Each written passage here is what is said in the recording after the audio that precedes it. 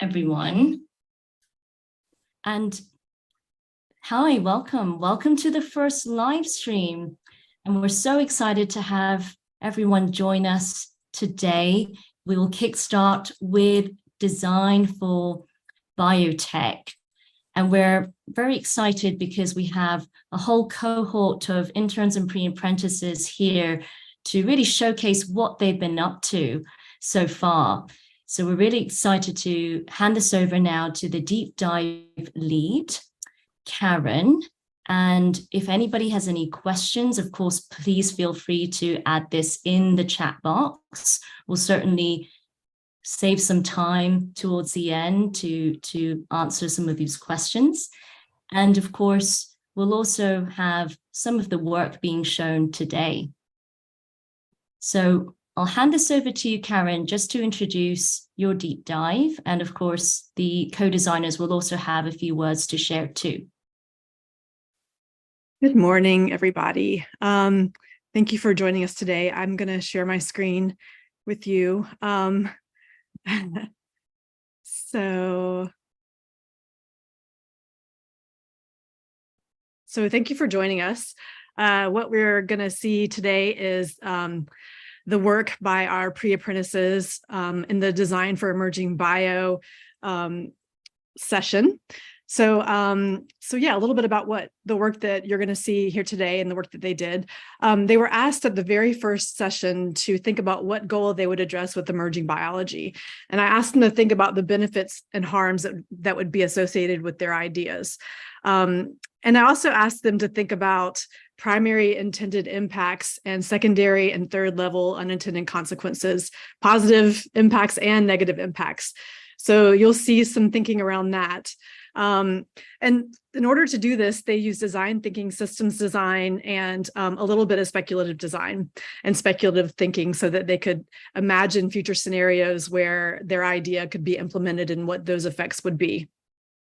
They also had peer review groups where they showed their work with each other and got feedback based on where their ideas were. And these are some of the ideas that came out of the goals that they addressed. So as you can see, there is a wide variety of ideas, and I'm so excited for them to share their work with you guys today because they've done a fantastic job. And they also did a piece of bio art. And through making this bio art, they learned about lab safety. They learned aseptic technique, which is a technique you use to keep your experiments from getting contaminated. And they also learned about microbes. And I think that they had fun too. And they kept a lab notebook where they charted the growth of the cells, and they took photos and recorded data every day for about 2 weeks. And they got to see each other's lab notebooks, and they actually got to troubleshoot if it wasn't going the way that they expected. So yeah, if you guys want to, if you want to share your Petri dishes right now, that would be a good thing. Does anybody have their Petri dish with them? Oh, there's Catherine's. Yeah. So you can see them a little bit. And they'll also be on display at the celebration.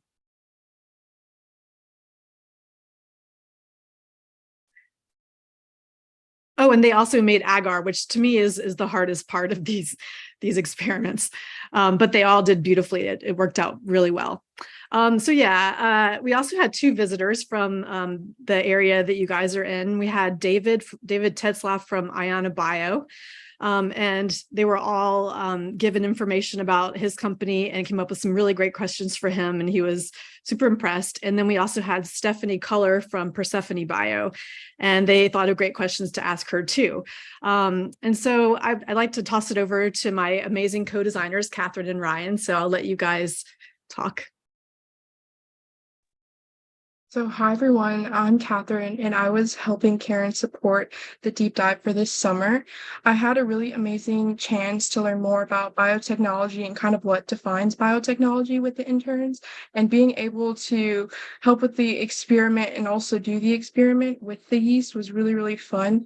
And then just kind of having my Petri dishes and seeing how the yeast was able to grow over the past couple of days, and also like analyzing like, oh, this type of temperature might have affected my experiment, as well as the Petri dishes and how that turned out. But overall, I had a really amazing time learning more about biotechnology and kind of expanding my horizons about what it is. And I'll pass it over to Ryan. Yeah, working with the interns was really fun. I never really done something like this before. Like I'll show you my art. It's like a butterfly and like kind of like some type of like dragon head. I thought it was pretty cool. It was like one of the first times I've ever like worked with yeast and bacteria and like petri dishes in general, and just being able to like look at like the just the bio and like the biology behind it and just the process because it wasn't like straight away like that. Like you had to make sure like your petri dishes were room temperature. Make sure you kind of like document like the process because that's just all it is, right? Like science is an idea and study of change. So you just like find out, do different things and study different processes and see like what happens, right? So that was something I really liked and learned from like learning about emerging biotechnology and seeing everyone's presentations and like their new ideas coming in the like later on in this live stream is going to be like really cool. I bet you'll like it. Thanks. Thanks, you guys. Amazing co-designers. So we are going to get started. The first presentation is going to be Aileen, so I will stop sharing my screen. We're giving each presentation 2-3 minutes to present, and then little time for Q&A. So off we go. Hi, do I share my screen? I think that Catherine's going to run it off her screen, so she'll be sharing your presentation.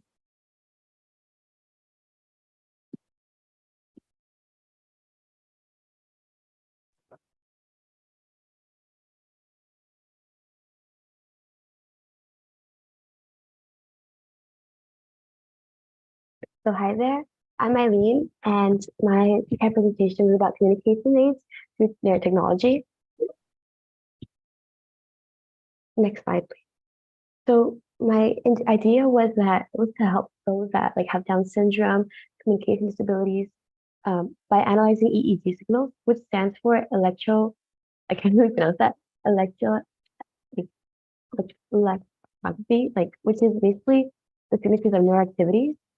And EEG like records like tiny like electrical charges reflecting the brain activity between neurons. And this is usually like between like emotions and like brain processes. So that's what like these patterns stand for. Next slide.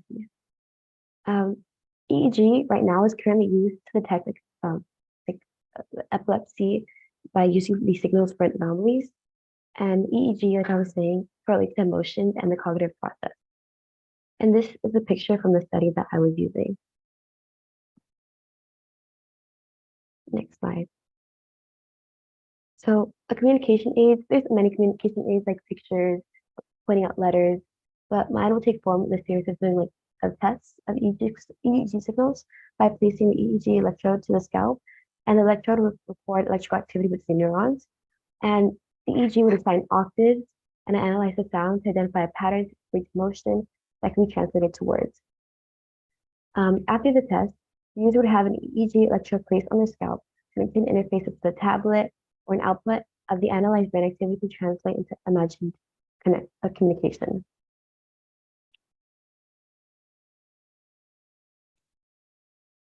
Communication aids.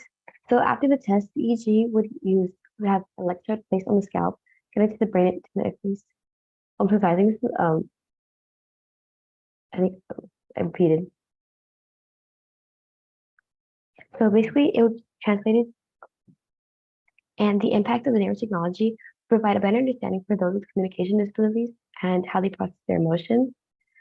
This would change the healthcare industry and how we approach like medical care to those with communication disabilities, with the inclusion of feeling, thoughts, and it could be given to give like consent to certain medical care that maybe otherwise people would give to them, like their parents.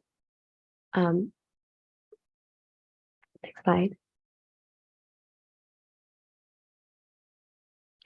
The impact would ultimately create a more inclusive and supportive societal structure that it would aid those with communication disabilities who are often overlooked, and this would create a more equitable society for them and make things more accessible to them, which often aren't. Next slide. Benefits and harm. So those who would directly benefit are the ones with communication disabilities and their families, because the technology would allow them to have a better understanding of their needs and how to help them. The people who would be interested are more likely those with communication disabilities and those and their families. This technology is fairly new, with an approximate 25% error rate in similar technology relating to imagined speech, and this could harm the consent and understanding of the user, which could like misinterpret what they're saying. And there's a lot of questions of the validity of using imagined speech. And there's a new technology that says Neuralink, which is very similar with using like analyzing signals for those who are paralyzed and to create into imagined speech. Next slide. Another issue is because of the high error rate in communication, there's a large question of the ethics and consent and validity of legal evidence in the form of testimony. There's an estimate of 45% of people with communication disabilities are victims of crimes, and first-hand testimonies using this neurotechnology can like hold the question of the validity of the testimony and can be unviable evidence to hold the perpetrator accountable. Next. So the secondary and tertiary impacts. So the primary impact is to aid those with communication disabilities, and it is to help have a better understanding of those with communication disabilities. But although there could be like the implanted version of the communication of the technology can cause an infection in the brain, which is very similar to Neuralink, which is that's like the issue they're kind of having. And the tertiary impact is that a change in medical care for those with communication disabilities. And the question of validity of the communication aid. Next slide. Addressing the benefits and harm. I plan on addressing the harms of my idea by continuously improving and analyzing the patterns of EEG and more EEG data trials for the individual to better understand how the individual like signals correspond to an emotion.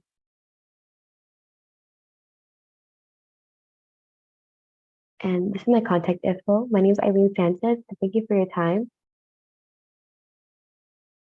Thank you, Eileen. Oh, these are her sources. Does anybody have any questions or comments?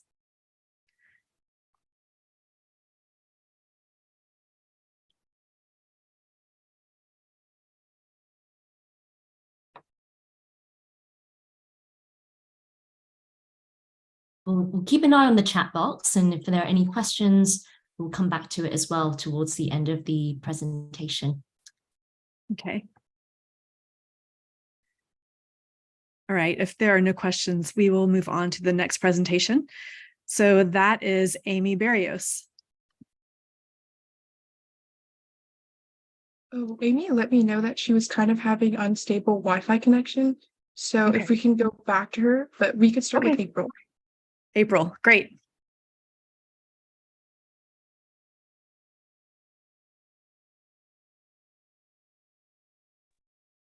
Hello, my name is April Valentine, and I will be talking about conservation.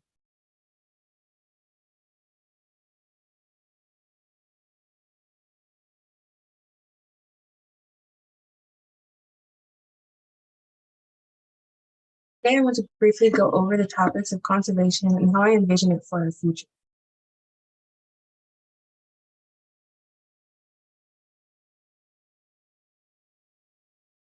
Conservation biology is a mission-based study of conserving nature's biodiversity.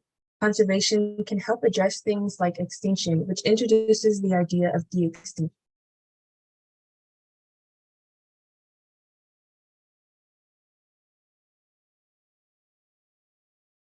The harms and benefits of conservation biology tips the scale on both sides. One of the biggest harms is a fallout ripple effect that can ultimately hurt many if failure happens. It is also the biggest challenge conservation biologists face. The benefit focuses on saving biodiversity, which is a support system to all life. This benefit can soften the blow to its biggest harm.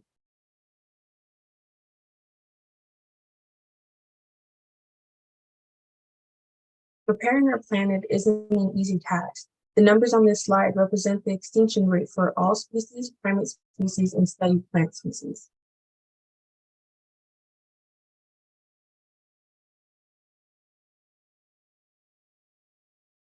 Though our extinction rates increase practically every year, I hope my vision can slow or end that rate. Conservation is a concept that helps address promoting a healthy planet. But I believe that a fusion between conservation, biology, and de-extinction better promote the idea of saving our planet's natural biodiversity. De-extinction and conservation have the potential of saving our planet's natural biodiversity with the resources used in conservation and the biological engineering from de-extinction. When both of these great and powerful concepts are put together, it can help mount dying species from it.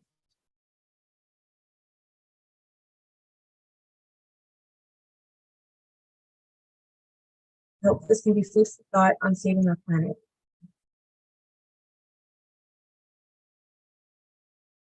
Thank you, April. Does anybody have any questions?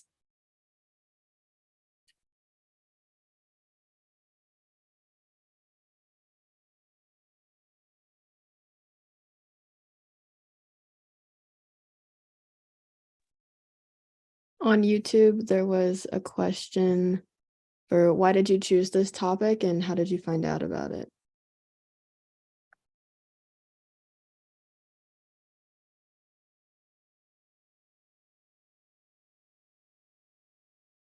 April?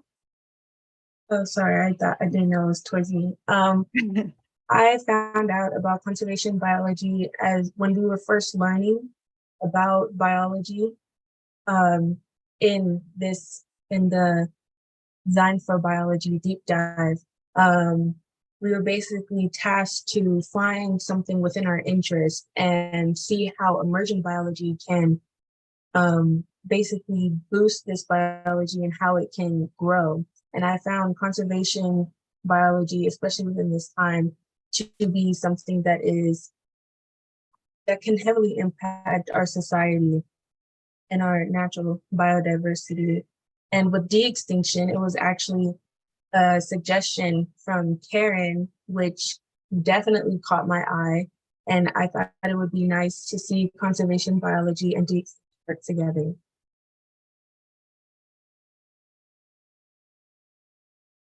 Any other questions?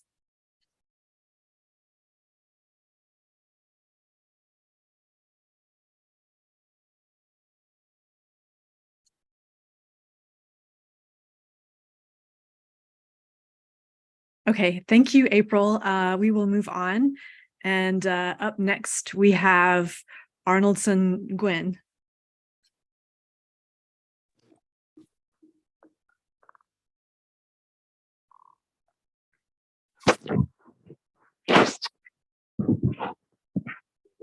Should I just tell you to move to the next slide after I'm done with each one?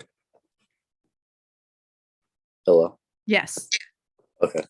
Hello, my name is Arson Nguyen. This is my emerging biology idea, which is in Alzheimer's disease care. And I'm from Davis Senior High School. Next slide. My idea or goal is to create a cure that prevents and treats humans from Alzheimer's disease with a monoclonal antibody vaccine, which clears amyloid beta proteins within the brain. Amyloid beta proteins are essentially a type of protein within the brain that when it overgrows, it can block neurons within the brain and further develop Alzheimer's and reduce cognitive abilities. Monoclonal antibodies are a type of protein that is made within the lab, and it targets certain parts of the body, which it can then clear. The image above is an example of a monoclonal antibody clearing proteins within the surface of a cancer cell. Next slide. Impacts. Individual patients and families would receive a positive impact for quality of life, whether it's having family members back to share more memories with and spend their time with, or just having the overall positive impact of an improved cognitive ability for everyday life. For vaccine industries, they would grow from profiting from pharmaceutical companies as more sales of these type of vaccines would occur. Next slide. For benefits or harms, Alzheimer patients and pharmaceutical companies would again benefit. And clinical trials, however, would be a potential harm since volunteers can experience adverse effects and the development can be extensive in terms of time.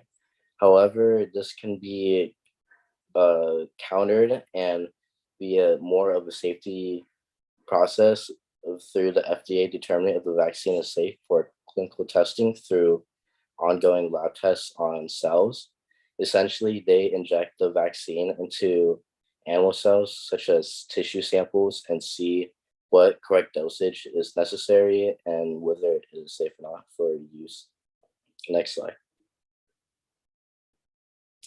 In terms of positive and negative impacts, the primary goal is, again, the vaccine would provide resistance against Alzheimer's using monoclonal antibodies to clear amyloid beta proteins. The positive impact would be improved cognition of elderly, resulting in an increased working pool of people with heightened mental capacity, life experience, and workplace expertise. Another positive impact would be human public health being safely insured from Alzheimer's disease. However, some negative impacts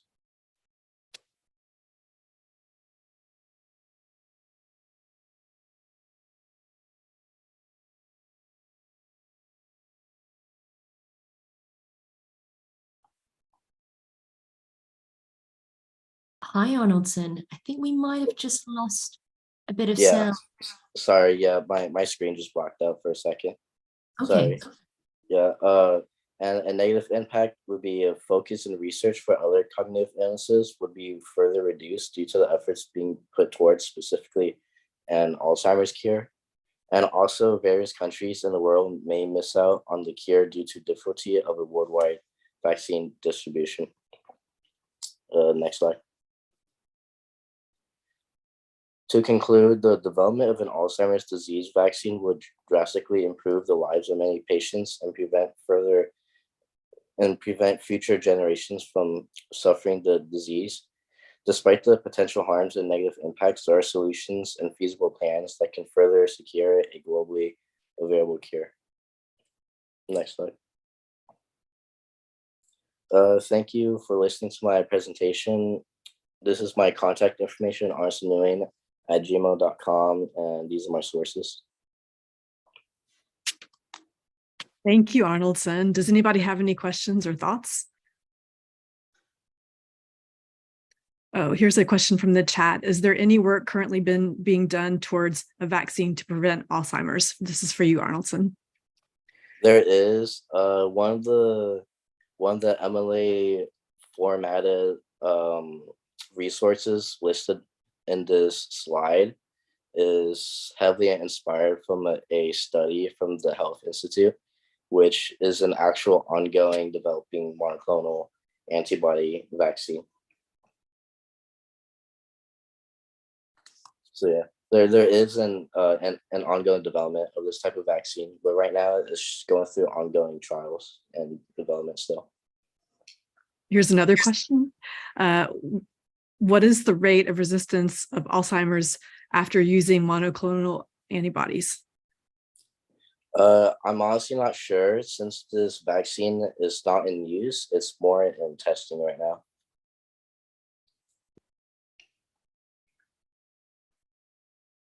Okay, well, thank you, Arnoldson. We're going to move on to the next presentation, which is Christina Zaldivar.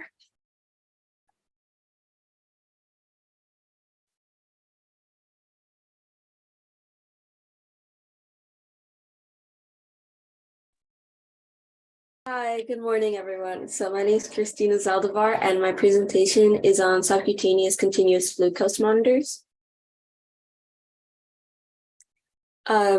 So diabetes is becoming increasingly common within Americans, especially to the point where several organizations have called it an epidemic.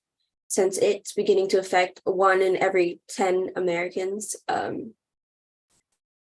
And the mortality rates caused by diabetes are skyrocketing to the point where it became the 7th leading cause of death in 2020. So the current methods of monitoring glucose is a self-monitoring glucose machine, which pokes the tip of your finger to draw blood, and that is read, and the glucose concentration in that drop of blood is read by a machine at that one point in time. So all nocturnal hypoglycemia or any fluctuations are not detected because it only detects your glucose in that one moment. So subcutaneous glucose monitors would be able to improve glycemic regulation and prevent diabetes complications, and then just like overall improve quality of life by relieving the stress of having to constantly poke your finger. Next slide. So subcutaneous means underneath the skin. So these would be inserted into your arm most likely. And the probe with glucose monitors and electrodes would go under your skin in the interstitial space. Next slide. So once these implants are administered, you have about 90 days of viability. So this transplant will be able to be worn over the skin, and it would connect via Bluetooth to a mobile app where you could see all the fluctuations in your glucose. Next slide. So on the secondary level, the subcutaneous glucose monitors would relieve stress of poking your fingers multiple times a day, which can be a little invasive and inconvenient. And then it also has the unfortunate possibility of causing a foreign body response, meaning that your immune system recognizes the subcutaneous glucose monitor as an illness or a foreign substance. And on the tertiary level, this would be a pavemaker for other implantable medical devices, such as heart regulators. And at the same time, industries that currently manufacture the traditional finger poke monitors would lose some business. Next slide. So to expand on that, the ramifications on industries such as the current finger poking method, they would need to find a way to package insulin in a very compact way. And currently, the unreliability of implantable insulin pumps would cause debate within the government, specifically with the FDA. Because of these foreign body responses, they're a little bit hesitant to administer them globally or nationally. And the switch to continuous glucose monitors would not be instantaneous, so the traditional readers would still be needed in order to verify the accuracy of the new method with the subcutaneous glucose monitors.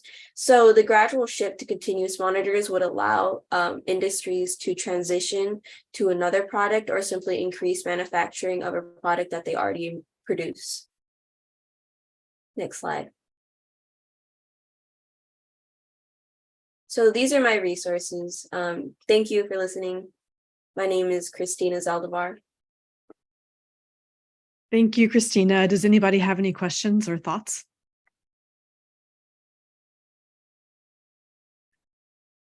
Elizabeth, do you think this new alternative would cost more, therefore making the FDA a bit hesitant? It's not so much about the cost. If anything, the traditional method of finger poking might cost a little bit more just because you always need those strips and new needles and stuff. I think what would be making the FDA hesitant is the possibility for a foreign body response. They just don't want anybody getting horribly sick. And then another question, how accessible would these glucose monitors be? From what I know, they'd be fairly accessible. I know they've already been distributed to some of the more severe cases where they'd be more efficient, but yeah, I'm not foreseeing a ton of problems with accessibility, and from what I've read, that hasn't been an issue so far. How would this technology remain intact in the skin for over a period of 90 days? That's from Aileen. Okay, so along with being implanted underneath the skin with the probe, there would also be an adhesive on the outside of your skin to keep the monitor intact and attached to you. Yeah. Okay, so we're going to move on. Thank you so much for your presentation and thank you for the questions. The next person is going to be Diego Tapanes. So Diego, you're up.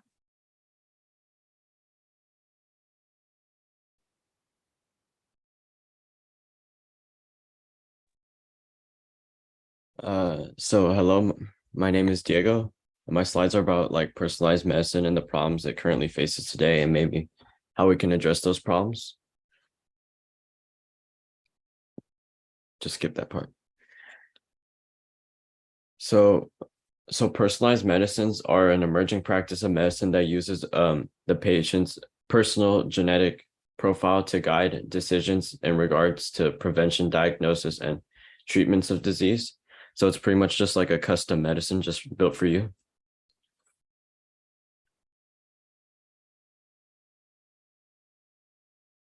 So why choose personalized medicine? Like one would ask, like considering that people would think like medicine just works fine as it is. Well, because it prevents like it helps prevent diseases before they get like too serious.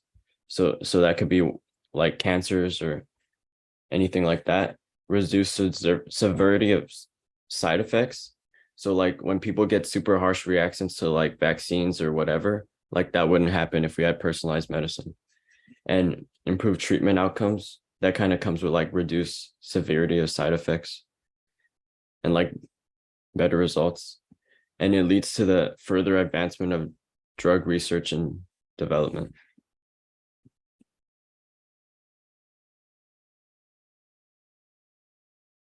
So while there's like a lot of pros to personalized medicine, there's some cons. Like probably the biggest one would be cost, which it's like really, really expensive for each individual treatment. And it runs up to like $475,000 for your own personalized like medicines.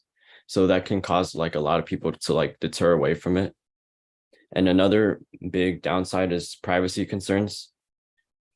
In regards to like collection of genetic information, of personal genetic information. And this skepticism is kind of because like people have been growing more skepticism of like health and vaccines as of late. So that would be like another deterrent for other people too.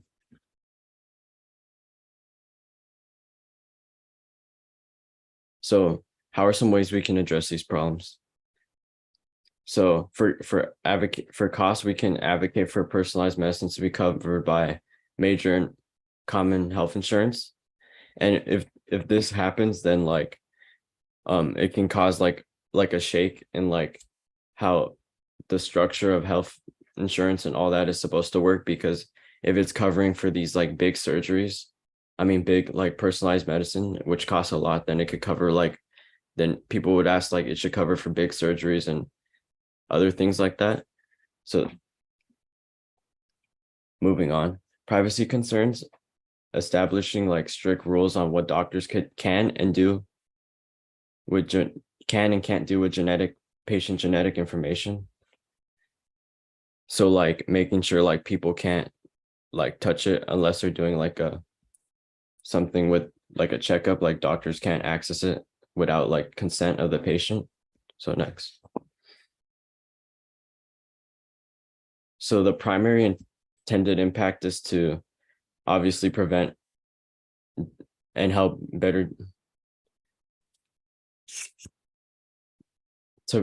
to use the patient's genetic profile to guide decisions in regard to prevention, diagnosis, and treatment of disease.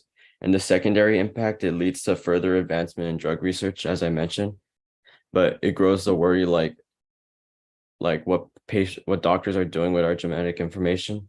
And for the tertiary level, positive impact, reduce negative reactions to medicine, and negative impact, it's cost prohibitive price. Next. So this is just an interesting fact I want to include, that the expected market value by 2031 is going to be 8.95 billion. So it's like growing exponentially, like really, really quick. And last time I checked, it was like 460, like currently, for its market value. So like it's gonna like almost double by 2031.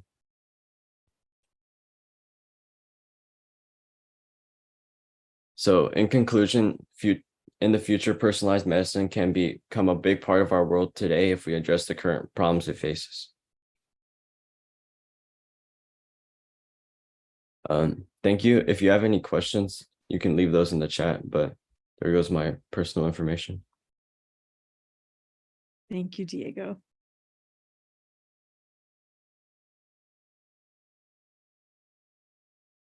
Any questions?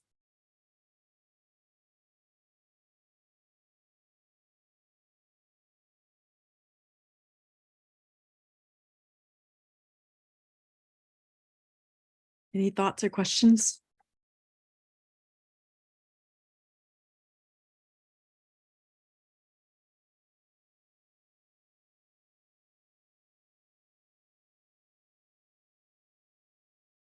Okay, so thank you, Diego. We're going to move on. The next presenter is Elizabeth De Leon.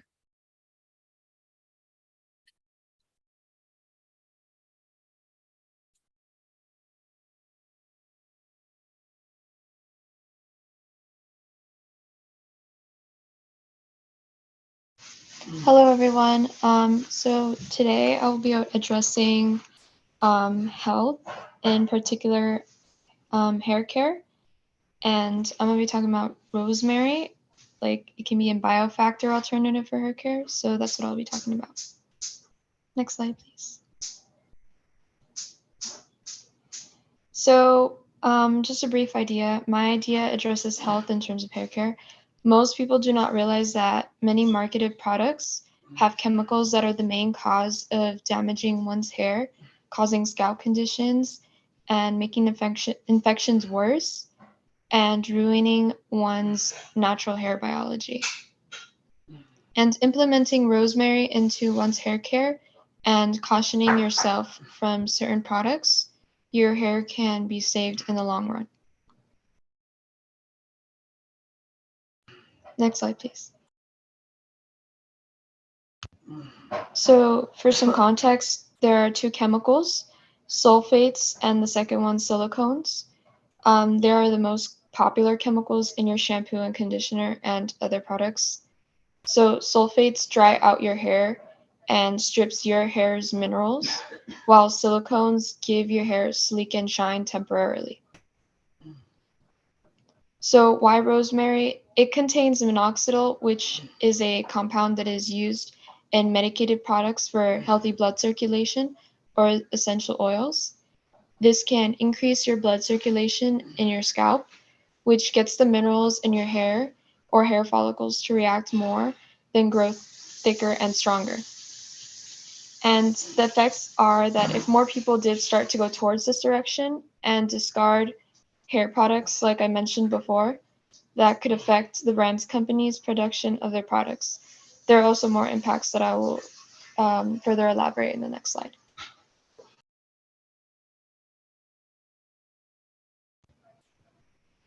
So for benefits, all people with any type of hair can benefit from this. It is a simple idea and not only helps your hair, but it also allows your hair to stay young, kind of also slowing down the growth of like white hair, etc., or aging. For harms, some people can be allergic to the components in rosemary. While second and third level impacts, for the second positive one, hair will be naturally filled with life like a flower. For the third positive impact, you will help the environment by using natural rosemary products. And second negative impact, I guess, rosemary oil is very potent, so it is best to use in small amounts or just buy a product that has a low percentage of rosemary.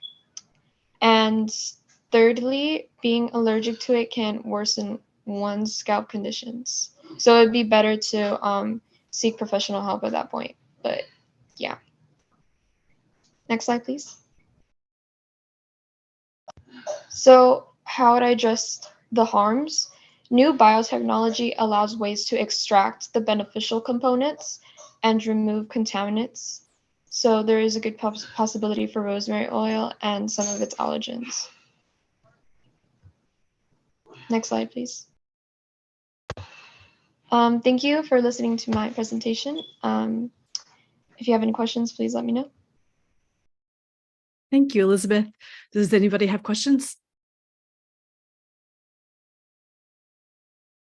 Oh, I had a quick question. I know castor oil is also sometimes used for hair growth in comparison to rosemary oil, but do you know like the efficacy of both oils or what tends to work better? So actually, I use castor oil, but then I stopped using it because I felt like the consistency was too thick and it would make my hair oily. While I feel like rosemary oil is more like soft, it's like more like lightweight, I feel. And I would say putting that in your scalp, because I know that sometimes we tend to put it all over our hair and our ends or like whatever product, but putting it in your scalp helps more because it's able to absorb all that nutrients. While it's kind of like if you just put it on your like ends of your hair, it's not really getting all that nutrients. So that's what I would say about that. Thank you. And we have another question in the chat. Are there other from Aileen? Are there other natural remedies or chemicals that would promote better hair growth, better hair health? Castor oil being one. Any others? I've heard of while I was doing my research that sage oil helps too. That would be like I guess another alternative if you are like allergic to some of the components in rosemary oil, then sage oil would be a better alternative. And it is the same consistency as well as lightweight as well.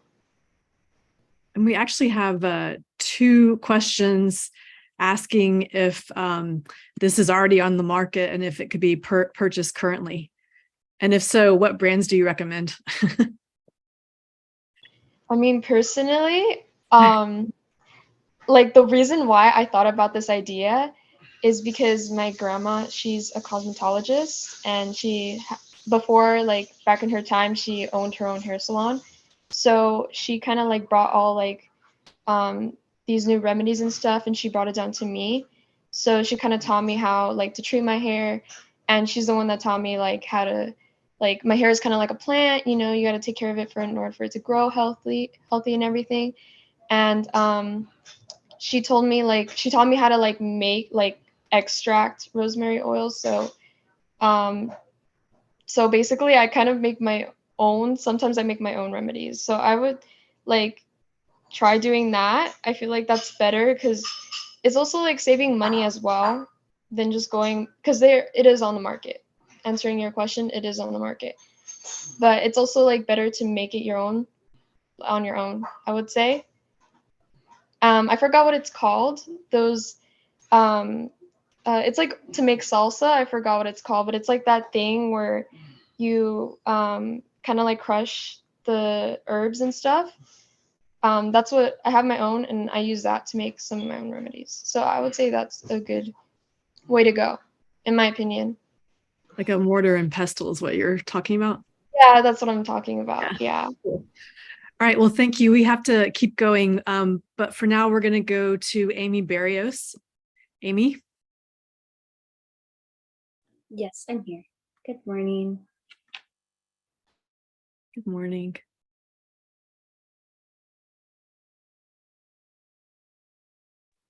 So good morning, everyone. I'm Amy Barrios, and I'm from Downey High School, and I'm going to be talking to you about a cure for cancer. Next slide, please. So our main objective with emerging biology is to find a cure with cancer, and we hope to further cancer research for patients using AI. Next slide, please. So some of the other objectives would be using AI will help us identify drugs that will match into specific formulas that we can use to cure cancer. While matching the drugs into formulas, it will act as a trial and error testing, and it will show us what will work and what won't. Once we collect the positive information, we will then go beyond taking that information and take it into the medicine world to test it. And we will continue to use AI to calculate the drugs for cancer and even finding tumors. Next slide. So some of the benefits and harms we have on the benefit side, AI has been shown to find tumors more effectively and efficiently. Drugs for formulas are coming at a faster rate and are being able to trial them into curing drugs into the formulas. So we're finding them more faster than how researchers are doing it normally, by hand, by memory, by researching. We're also using technology, and in this new generation, we're advancing with technology. Technology is always growing. So AI will be used in that format as we're studying with it. And we will also gain new studies from the unknown tests that we are taking. Some of the harms of curing cancer with AI and using the drug formulas they give us is the unknown test trials. We have unknown outcomes, but they're also showing us new research with those unknown outcomes as we continue to go on. We also have the beneficial drugs that are said to be good can also do more harm than good, but we never know until we test it out. And once cancer cells are killed, new mutations of that cancer cell can come back to the body and at the site it was initially found at and be more harmful than it was before. So we have to be careful with that.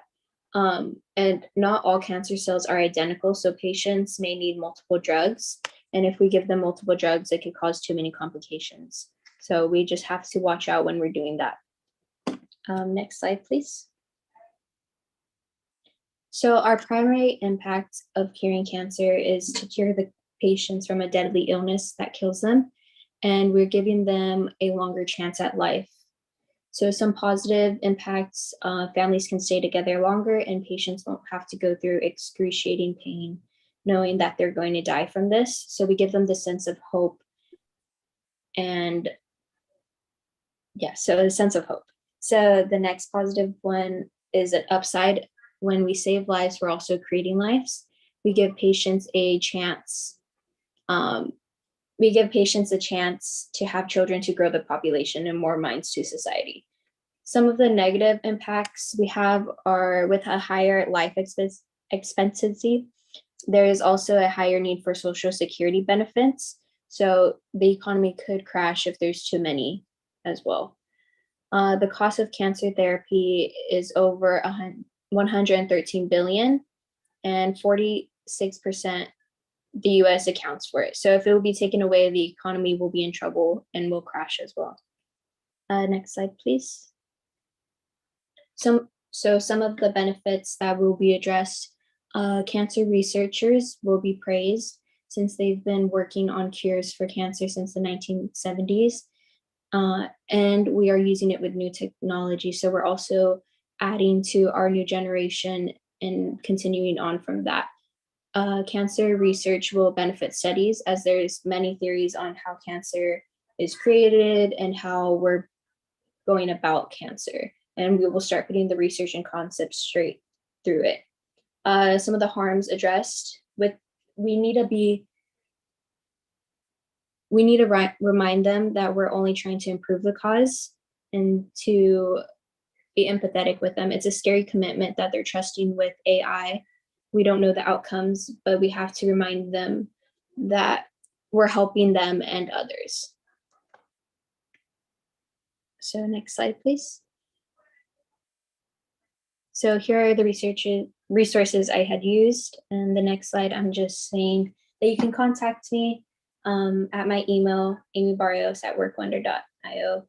And just to remember to support cancer awareness, be aware of cancer and all the researches that go into it. Thank you. Thank you, Amy. Does anybody have any questions or thoughts?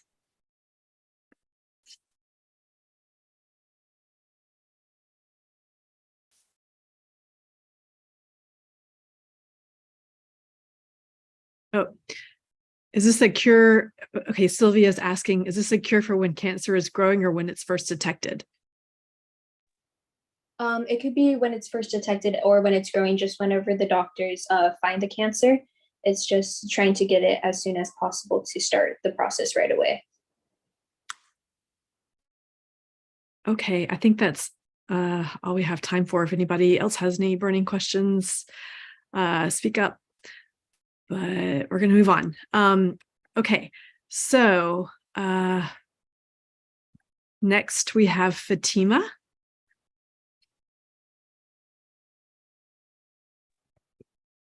Hello.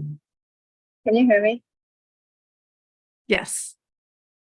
Okay, so my computer wouldn't connect to the internet, so I'm sorry, I'm on mobile data. So let me know if my voice starts cutting out or something. Okay. My name is Fatima, and I go to Davis Senior High School. And my idea was a bioengineered succulent that senses air quality and changes color. Next. So it would change color according to the air quality. So it would sense the concentration of particles and certain particles in the air, and then that would change its color. So as you can see on the bottom right photo, that's a type of succulent called the neon moon glow cactus. And so it comes in very different colors. So in those colors would correspond to the air quality when we implemented this. And then also it would plants are natural filters, but we could also try to accelerate this process to make it more like an air purifier also.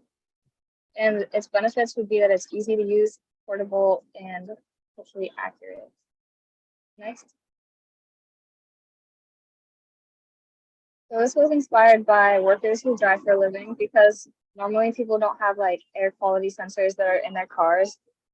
But if people had little succulents in their cars that told them the air quality, that would make it safer for them when they work. And yeah, and also it would be cheaper and more bio-friendly because it wouldn't have to be manufactured. Next.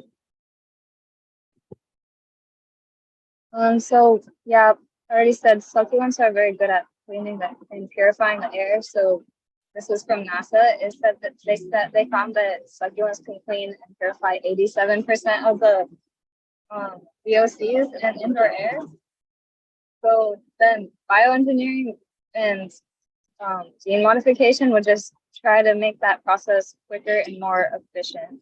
Like not so that it just happens over its whole lifetime, just like immediate filtering. Next. Benefits and harms. So the main benefit would be to the target people, which are the lower class driving workers who wouldn't be able to afford air quality sensors. The harm, there aren't very many obvious harms, so I'm just saying that bioengineering can always, and like gene modification can always have unpredicted side effects like disease. So like it could start that there's like a genetic disease that starts spreading through these succulents. And then also reduced industry is a potential harm because I'm not really sure how big of a industry manufacturing air quality sensors is, but it does have the potential to reduce that. And then another harm is that this would not be very beneficial for those who have visual impairments. And in that case, something like a very loud smoke detector would just be the most useful, and this has no sound. Next. So more on harms and benefits. So potentially reducing manufacturing jobs, that can kind of be thought of as like a benefit because it's reducing industry and thus reducing climate like emissions. And then possible negative unwanted genetic side effects. Hopefully those can be gotten rid of through extensive testing. Next.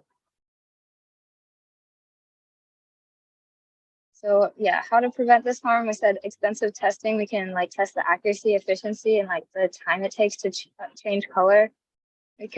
This creates more field jobs in the field of bioengineering even if it reduces jobs in other fields.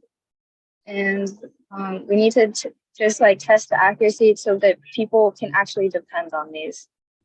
Next. Okay, thank you. Thank you, Fatima. Does anybody have any questions? Okay, this is from Miriam. Do you think it would be more effective in smaller spaces or could it also work in larger spaces? Hopefully it would work in any space, no matter the size, because in larger spaces, the air quality will naturally be more like spread out but the air particles, so it would be harder to sense them. But if we have an accurate sensor, it should work no matter where, like how large the space is. Hey, I think we're going to move on. So next we have Joshua.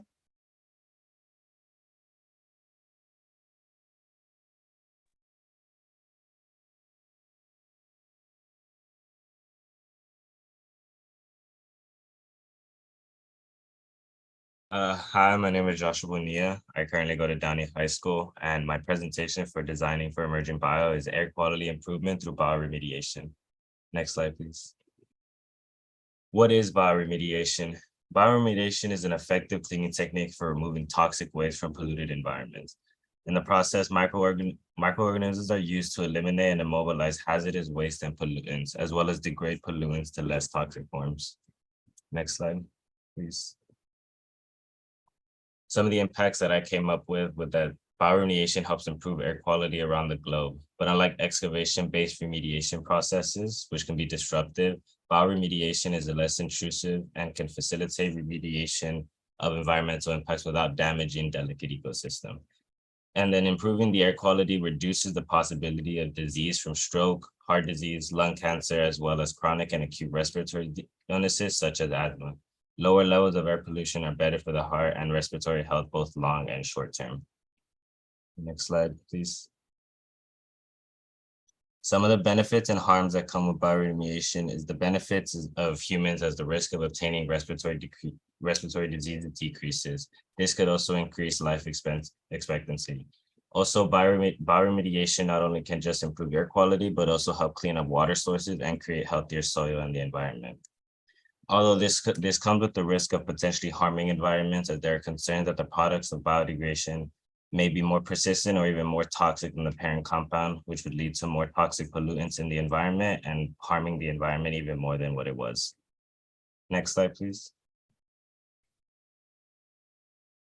Some of the positive and negatives coming along with bioremediation. On the positive side, it can be highly cost-effective technology. Typically, the cost of treating a hazardous waste site using bioremediation is quite a bit lower than the cost of using conventional treatment methods. On the negative side, though, it is a slow process and requires good nutrient conditions. And if there isn't good nutrient conditions, the microorganism being used in the process will either grow too slowly or eventually die, which puts the whole process at a halt. On the positive side, instead of transferring contaminants from one environmental medium to another, the complete destruction of target pollutants is possible, which would get rid of the pollutants all at once. On the negative, though, this can only be applied to the biodegradable compounds and no others, which means if the compound is not biodegradable, the pollutant toxins cannot be taken out of the environment. Next slide, please. In conclusion, though, bioremediation can be a big tool used to improve the air quality around the globe and help save environments. from toxins. By breaking down the pollutants into non-toxic substances, the quality of air increases and the environment systems as well as human health are less jeopardized by the toxic environment. Thank you for listening to my presentation about improving air quality. These are some of the sources I use, and that is my email. Thank you. Thank you, Joshua. Does anybody have questions?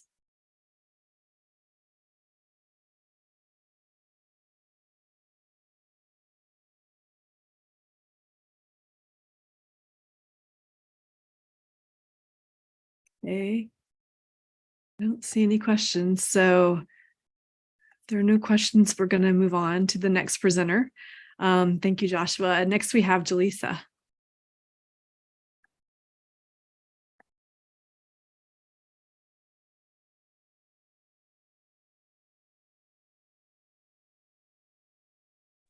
Okay, hello everybody. I'm Julissa. In my presentation, it will be on food deserts.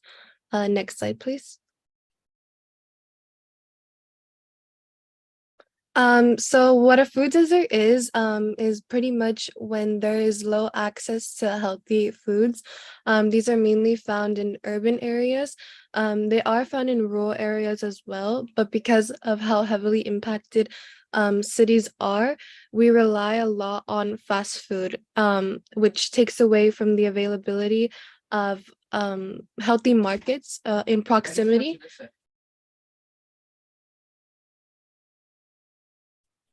So by creating affordable, healthier options in nearby neighborhoods, we can cut down on the effects of food deserts. And then we can also cut down on the high rates of heart disease and obesity. Next slide, please. So by implementing these ideas of markets within the proximity of these urban areas, we can help out low-income families as well as create a new pattern for the following generations to follow a more healthier lifestyle. And then as the effects within the economy, we can create more infrastructure, which opens more job opportunities, allowing more advantages, as well as advantages for minorities, as it is proven that majority of the people affected are minority communities as well as larger family and low income communities. Next slide, please. So the long-term benefits would be that, again, like I said, the following generations would learn from what we're trying to integrate now, and could continuously decrease on the high rates of heart disease. The only downside would be the environmental harm, which would be cutting down a lot on our available land use. As we know, a lot of cities and urban areas already take up a mass amount of land use with buildings and infrastructure. So we would just be kind of adding to that. So in the next slide, if you could go there. We can talk about the negative impacts. So the main goal would be to, again, decrease the chances of the cardiac related illnesses. And by doing so, we create more economic development, but we do cut down on the resources of available land use. So by doing so, we could use biomass and like solar to kind of combat that and not use as many available resources, but we use renewable resources. Another positive impact would be, as we've heard from our past speaker, David from Mayana Bio, we can use single cell made foods, which would help not only the market, but other families, because we can get any kind of vegetables during any season, even in off weather conditions. The only negative impact would be that we don't really know the long-term effects because it is such a new technology, but we do know exactly what's being put into it, so which is why it is kind of being used more in today. Next slide, please. Again, with the renewable resources, for the infrastructure, we could use, like I said, biomass, solar, any renewable resource such as wind to kind of keep like more environmental sustainability rather than kind of taking down more infrastructure. And again, we would also be creating a more consistent economy by opening more jobs. Next slide, please. And then that is my contact information as well as other resources I used today. Thank you. Thank you, Jalissa. Does anybody have any questions?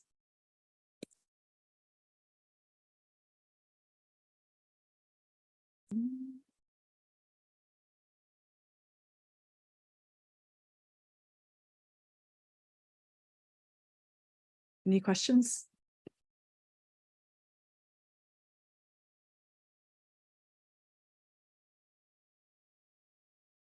Okay, if there are no questions, we're going to move on to Miriam.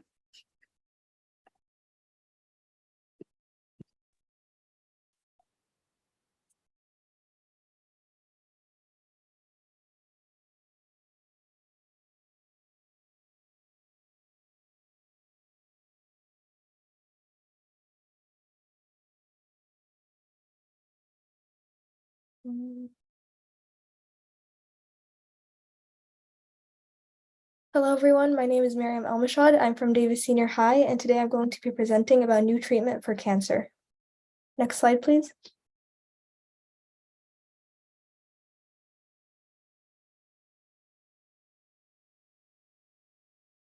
So my idea is to find an improved method to treat cancer because currently there are many challenges in the current treatment options.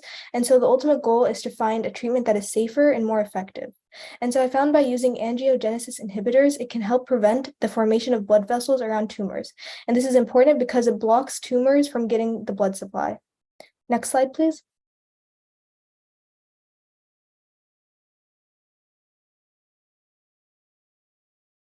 So what are angiogenesis inhibitors and why are they important? So angiogenesis inhibitors, they're a drug created by scientists. And they, as mentioned before, they prohibit the formation of blood vessels around tumors because they interfere with angiogenesis activators. Angiogenesis activators are a substance that the tumor secretes. This is a type of angiogenesis activator. As you can see here, first it secretes it, and then it signals to the body to create more blood vessels around it, which ultimately results in the tumor increasing in size. Next slide, please.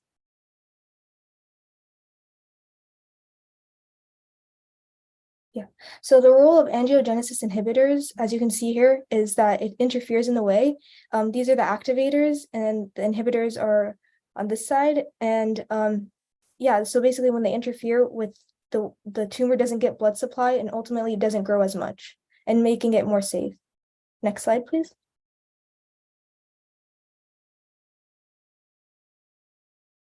So the benefits and harms. So the primary benefiters are the cancer patient families and doctors, and they'd be interested in it because it could potentially be an effective method of treatment and potentially even be a preferred method of treatment than the current options. And hopefully nobody will be harmed. However, as all medical procedures do carry risks, so it's important to consider those too. Next slide, please.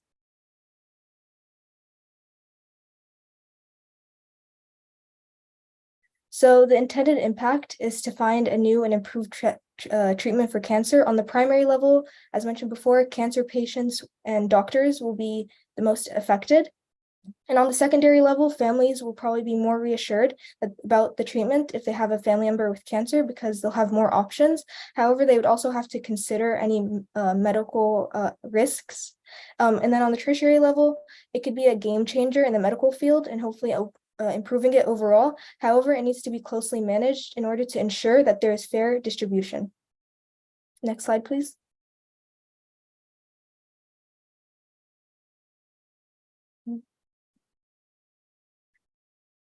So addressing the potential issues and challenges. So some challenges that could be encountered are unexpected complications. And so I think the best way to do that is through good research, because I feel like that'll help make informed decisions in order to minimize harm and maximize benefit. Next slide, please. Thank you for listening to my presentation. Does anyone have any questions? My resources are on the next slide.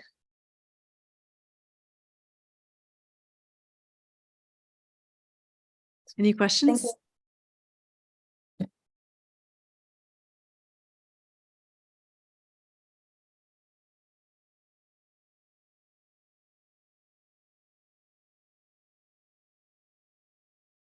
you. Yeah, I don't see any questions. So if we don't have any questions, then we will move on. Thank you so much, Miriam. Now we have Michelle.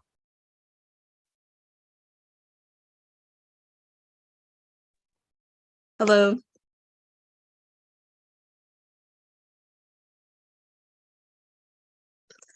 So my slides are about how we can improve health of certain communities through gardens. And I'm Michelle Ochoa and I go to Warren High School. Next. So one main issue, especially in cities, is that there are food deserts where people have little to no access to fresh, healthy food. And instead they're surrounded by unhealthy fast food.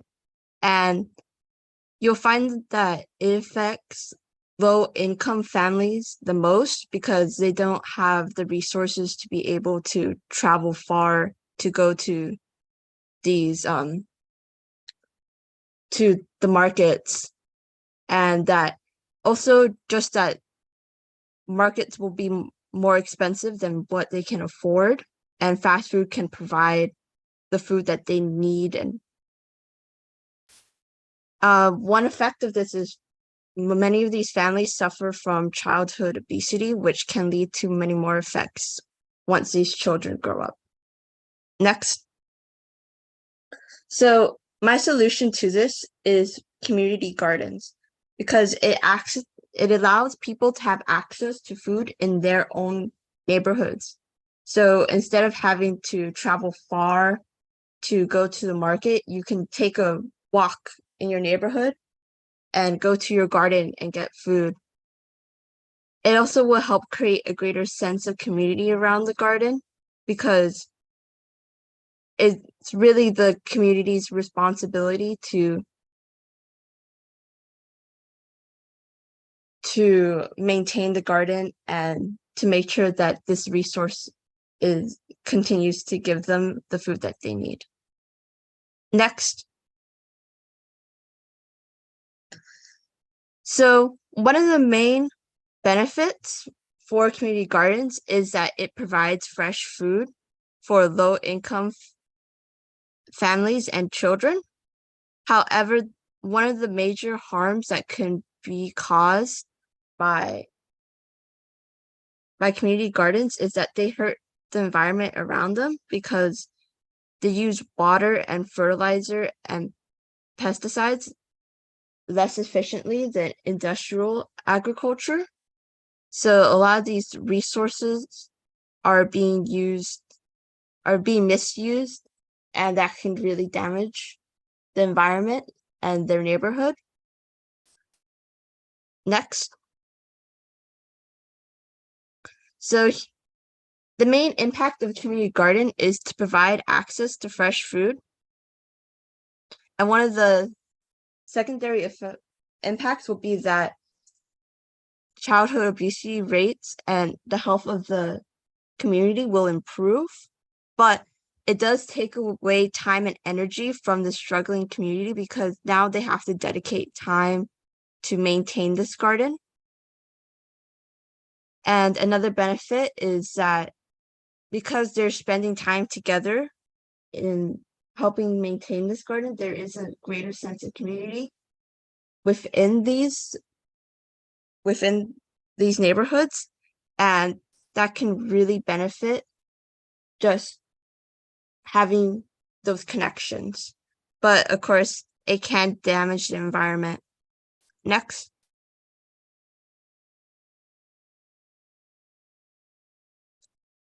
So I figured the best way to limit the damage while still having the positive effects of community gardens is with garden towers.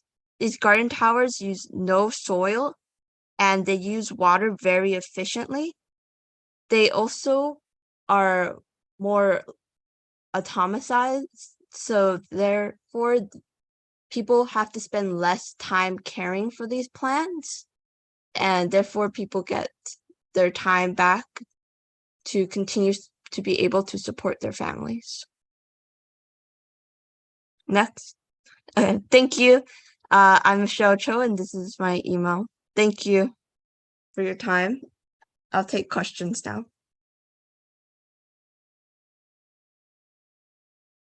Anybody have questions?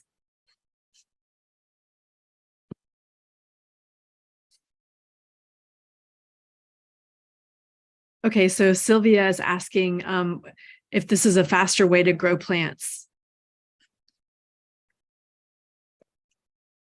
Yes, so the garden towers do help grow plants faster because they're much more efficient. Any other questions?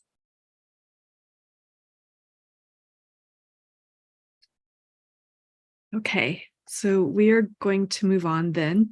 Let's see. Next, we have Naomi.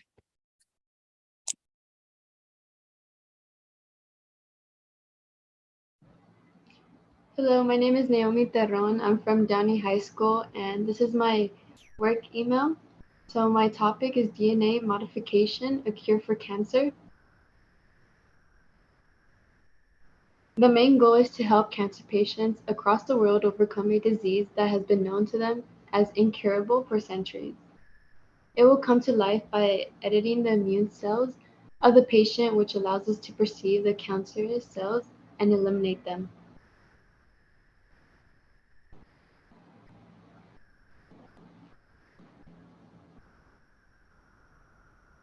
The benefits and harms.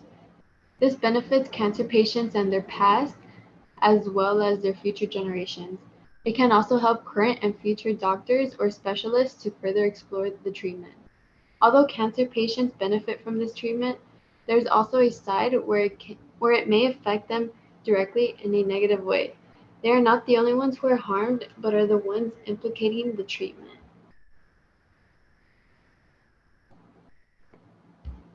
The primary impact. The primary impact gives the patient the chance to live a long, healthy life that can be passed down throughout generations. The positive impact would be long-lasting effects.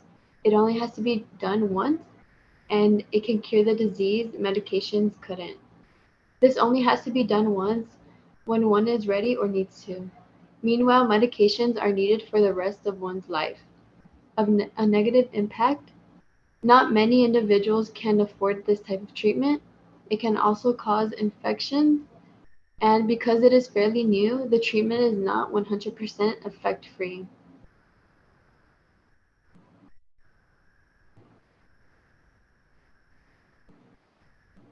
Next slide. And then benefits addressed. Once the results are done, we can investigate further to improve the treatment, and in the long run, this will open individuals to start their journey in genome editing. Harms addressed. Throughout a interest-free program, this can aid the payment for the treatment. That's a typo right there. After each trial, everything should be considered a learning experience, whether it failed or not, meaning that if one of the trials didn't go the way like they wanted it to be, it should be taken into consideration that it's still a new thing and we could learn from it.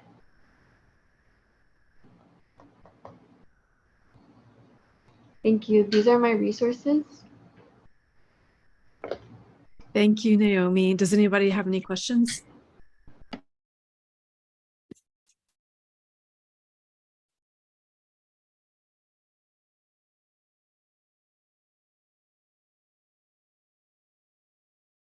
Okay, I'm not seeing any questions. So we're going to move on to Nathan. Thank you.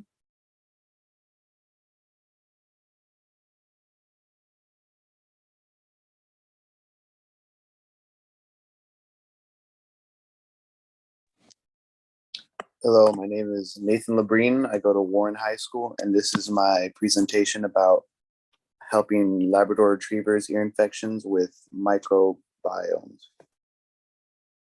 Next slide, please. So my idea is to help off Labrador retrievers fight ear infections, as they're really prone to contracting such infections in their ears with the way their ears flop down. It helps to like catch debris, which leads to infection in their ears. And one benefit from helping them fight off infections would be like with our veterans, as many of their service dogs are Labrador retrievers. Taking better care of Labrador retrievers would show we're taking better care of our veterans, which is an intended benefit of with fighting the ear infections with these dogs. Next slide, please. And the way I want to fight off these infections is using a type of a microbe to put into the dog's ear. We already use such microbes fighting yeast in the dog's like intestines, where we have them ingest pills to fight yeast infection, but I would want to use the same microbe to put into their ear to fight off yeast infections, which would help their health over the long run to stop other sicknesses that branch off from yeast infections. Next slide, please. So the positive impact would be the ear infections are fought off, which lead to healthier lives for the dogs. And who benefits from this is not just Labrador owners, but any dog owner that has a dog that's prone to ear infection. But a negative side to this practice is that it's seen as unethical, but I believe that it's much needed practice for these dogs to live healthily. Next slide, please. And a third level of challenge would be that if we bring the microbes to Labradors and start practicing to help their live healthier lifestyles, it's going to make the dogs more expensive to buy as service dogs for veterans. As we're trying to improve the health for the veterans, they're just going to be more expensive, which is already enough of a challenge, as veterans have many traumas they deal with after coming back from serving in the military. Next slide, please.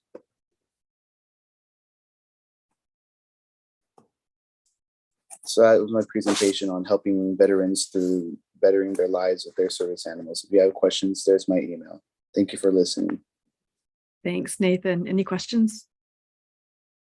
Oh, Sylvia's asking if a cream would be better. So that's what was my thinking, is instead of the name of the bacteria is Lactobacillus, instead of having it be like a pill that they swallow, I would think of making it into a cream to put inside the ear, which would fight off the yeast from growing inside the ear already. Okay, great. Thank you. We're going to move on to Samantha.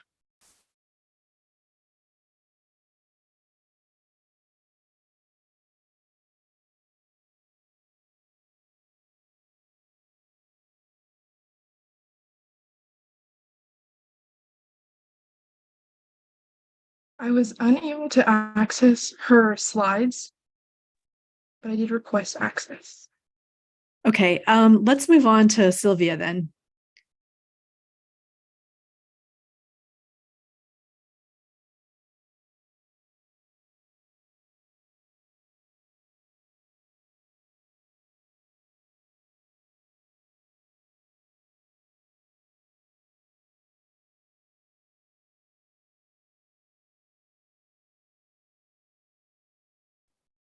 Hi, my name is Sylvia, and I'm a senior at Warren High School, and my topic is about climate change.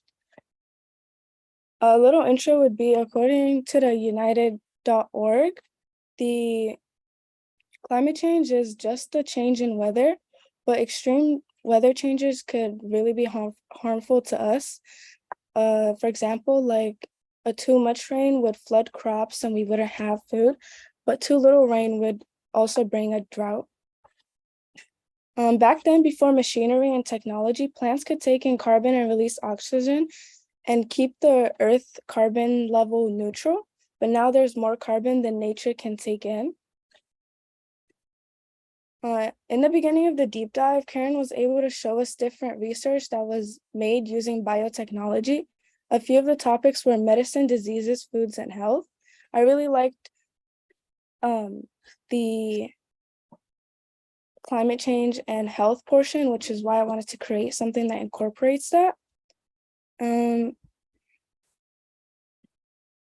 Also, when Amy said when saving lives, we're creating lives, this doesn't only include us, but also plants and animal. And I really like that, which is also why I made this idea.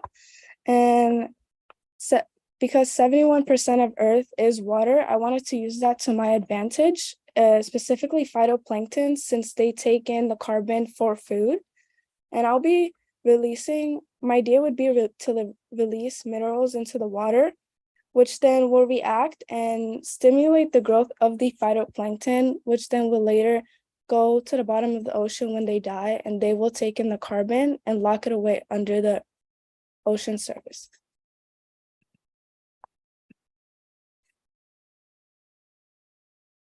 I feel like this would have a positive impact on all of Earth, especially because of the problems that climate change was creating. A few days ago, we had like 3 earthquakes back to back. And also the recent fires and the sea levels and animals and crops going extinct.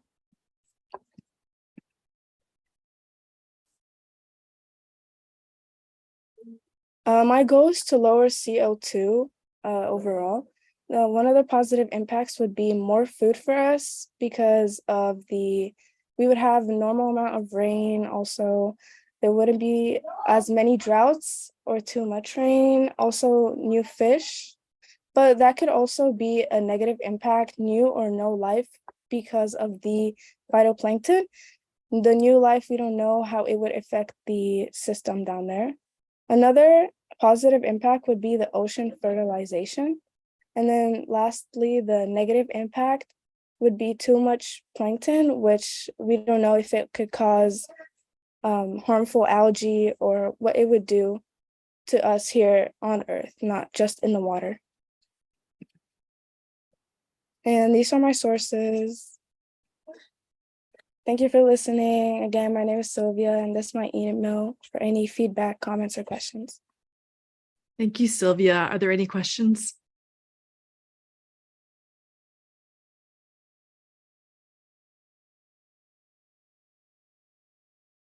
Okay, we are going to move on. Last, we have Samantha.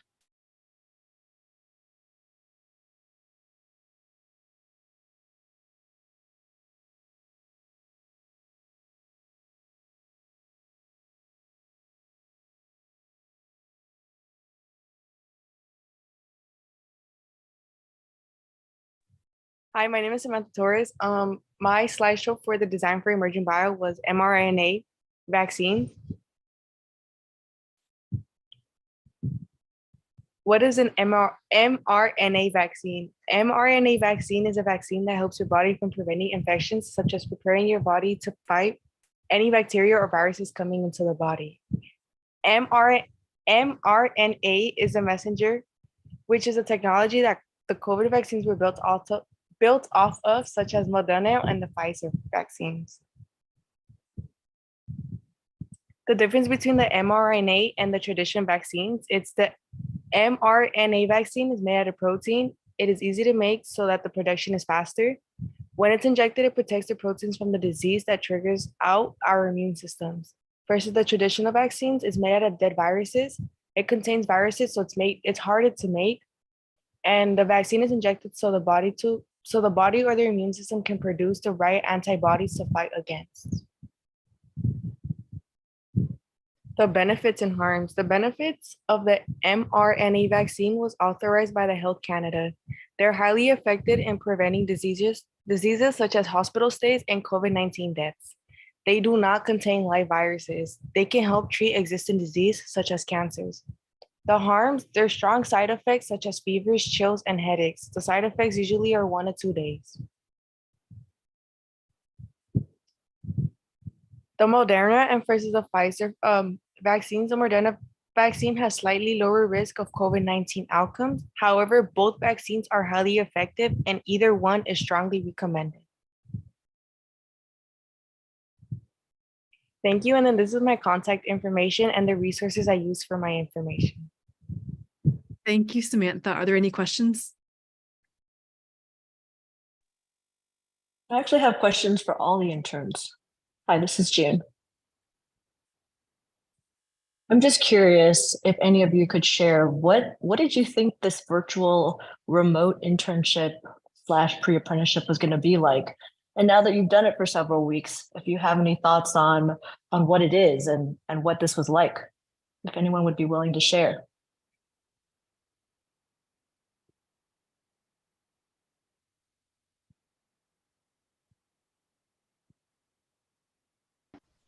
I thought it would be more independent or like online, like not virtually, like no Zoom meetings. I thought it was just going to be work for us to do. And it turned out to be the opposite. I feel like we interacted with a lot of interns, like a lot of coworkers, and we had the social equity. So I kind of thought that that was nice, like to gain a new experience, like learning how to navigate throughout your workspace. And yeah. Thank you. That's Naomi, right? Thanks, Naomi. Me too. I thought it was going to be the same. I thought it wasn't going to be interactive, especially with this deep dive because biotech is hands-on learning. But then later on, we did the petri dishes and we were able to talk about it on Zoom, and it was really fun. I know. So this is first for us. You actually got the kit. I'm just curious, when you got it, what did you all think? We gave you a science project. Yeah, when I got the kit, I was really excited about it. It made me feel like I was really doing something with the internship. It was a fun experience. And when we were all doing it on the Teams meeting, it was just a nice feeling to do it like with the interns, and we were all painting our dishes and doing it together. So even though we were like doing it through Zoom or virtually, we still felt like we were together doing it. And it was a cool experience to do. Yes. Well, it's really what makes it possible, because I don't know if you all know, but Karen's based across the country. She's in New York. So it would have been difficult, and we're in California. So to have a deep dive lead who is across the country makes it possible for us to do something that's remote. So that's super helpful. Anyone else want to chime in? Yeah, I agree. Oh, go ahead. Yeah, I agree. I think everything was just so fun, and like the fact that we were able to have like an interactive component while it was virtually online was just so nice. And as well as like the skills that we learned, like not just like the skills and like learning about like emerging biotech, but also like the professional skills. It was very, very like nice. It was a very good experience. Thank you. Thank you, Miriam. Someone else was wanting to share? Yeah, I can definitely say that this was a very surprising experience for me. I've never used yeast to paint. Like someone that's an artist like me, I've painted with oil and other materials, and I've used other mediums, but I've never used yeast before. So I can say that that was a cool experience. What was that like? Can you tell us a little bit about like, how did you feel doing it? What was it like? It was hard. Like I didn't think cause okay, so she in the kit there was like these stencils, right? And I decided to do like very detailed kind of details, and like I didn't think that it would come out the way that I thought it would. I think I should have chose something more simpler so it could come out like, because the yeast grows and it like kind of grows, and it kind of looked like a blob, but a very like formed blob, but a really cool blob. You know what I mean? Like it was. Can you show it? Can you show it on camera? Okay, so this is the Hello Kitty one. Hold on. This is the Hello Kitty. And that's how it came out, kind of. Wow. That totally looks like Hello Kitty. That's so cool. Yeah, although the eyes didn't really come out the way I wanted to, but I mean, it still looks cool. I still love it. Like honestly, the mushroom didn't come out the way I wanted to, but it was cool though. That's so awesome. Thank you. Yeah, but I think it was an amazing. Oh, with Elizabeth, you are just on mute at the moment. There you go. Can you hear me now? Yes. Oh, okay. Yeah, so I think it was a really amazing experience. Like I never thought I would do something like this, so I really enjoyed it. Thank you for sharing. Yeah. Well, we look forward to your feedback. We do weekly reflection, and we're going to do a final reflection after this, after the celebration. So we look forward to your feedback. And are there other speakers, other questions? I know we're over time. I just wanted to. Oh. No questions at the moment. Yeah, I wanted to thank Karen. So Karen is our deep dive lead, Karen Ingram, and I wanted to thank her. This is our first time with this emerging for bio, and I'm sorry, I mean, Karen, what did you think? I would love to hear your thoughts. I was really impressed with how everybody just jumped into the kits, and you guys did a fantastic job with every aspect of it. You were so great at troubleshooting when things didn't go right, and I was just super impressed with all of you. You made the agar, and it worked. It solidified, and yeah, I mean, just all of you just had such a great attitude, and you know, it's funny, the first time of doing something like this, you don't really know what to expect, but I feel like if any one of you picked up a kit again, you would have some idea of how to create, what you might change and how you might work with the yeast differently, or maybe the same, you know. So I hope you got some good ideas. And I also was like very impressed with the variety of ideas you guys had with how you would tackle the goal that you selected with emerging biotechnologies, and you know, it really impressed me that there's such great range, and it makes me very optimistic for your futures. So thank you for being part of this deep dive. And I see Amy's comment. I appreciate you guys. I wanted to also thank, I don't know if Alan's in a position to share, but I wanted to thank our participating school districts. So we at Bayha Group are so fortunate. We have been working with some of these school districts for a number of years.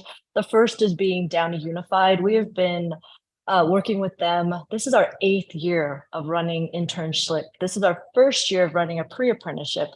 So all that who choose to will be registered as a pre-apprentice with the state of California. And so for going through this experience, doing the showcase and whatnot, all of you have the opportunity to get a certificate. And I wanted to thank Downey Unified, and then Glendale Unified, as well as Davis Joint Union Unified School District. And Alan is here from Downey, and let's see if hi, Alan. Hey. I'm putting you on the spot. Yeah, no, it's all right. Yes.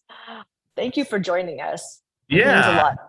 Yeah, and I want to say thank you for all the work that you've done, June and Karen, with our students, and to our Downey Unified students. I know there's other students here as well, but you guys did a great job. I was really impressed with all of your presentations, and while I didn't ask questions, I just thought you guys had a lot of great ideas. I like the stuff about I'm using the phrasing wrong, but the urban desert or the food deserts. I'd never really thought about that before. So looking at ideas like that really kind of opened your eyes. So I really appreciated all of your presentations. So thank you.